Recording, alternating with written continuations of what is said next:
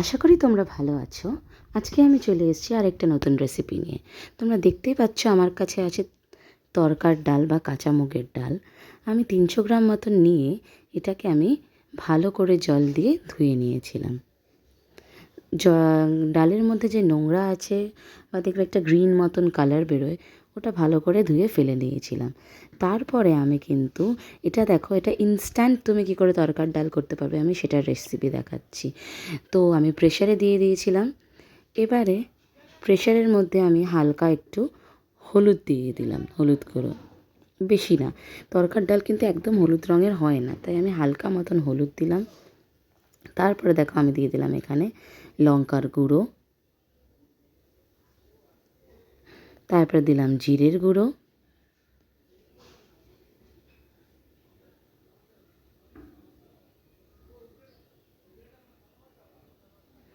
তারপরে দিয়ে দিলাম আমি স্বাদ মতো নুন,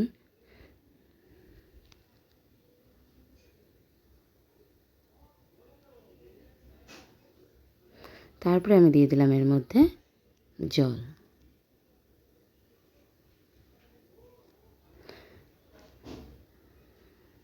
জলটা আমি একটু বেশি করেই দিয়েছি, কারণ যতটা এখানে সেদ্ধ পুরোটাই এখানে এইটার মধ্যেই হবে। পরে আমি জাস্ট একটা তড়কা লাগাবো।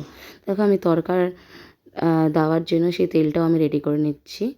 তেলের মধ্যে দেখো আমি দিয়ে দিলাম এখানে শুকনো লঙ্কা, তারপরে পেঁয়াজ। আচ্ছা, তড়কার মধ্যে আমি যেটা দিইনি সেটা হলো দিতে পারো তোমরা, তড়কার টমেটো দিতে পারো। দেখো আমি তারপরে এখানে সুন্দরভাবে পেঁয়াজটা আর লঙ্কাটাকে আমি ভেজে নিলাম। তারপরে এই যে দেখো সুন্দর বয়েল করা যে ডালটা ছিল ওটা আমি এর মধ্যে এখন দিয়ে দেবো। বেশ অনেকটাই ডাল ছিল, তাই একটু দিতে দেখো সময় লাগছে।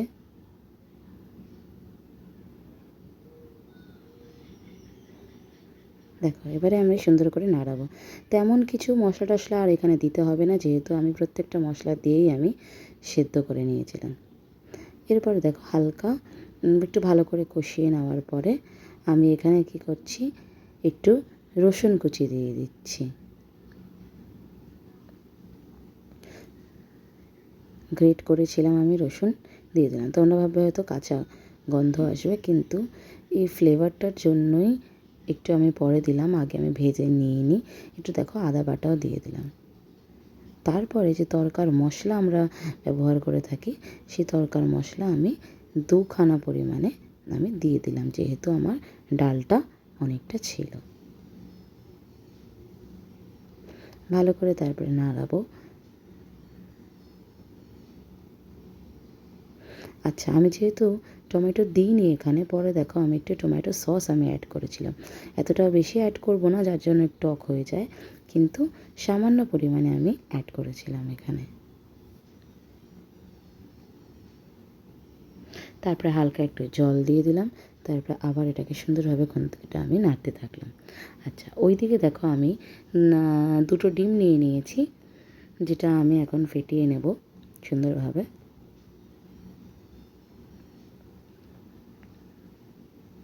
আগে ডিমেও একটু আমি নুন দিয়ে নিয়েছিলাম কিন্তু।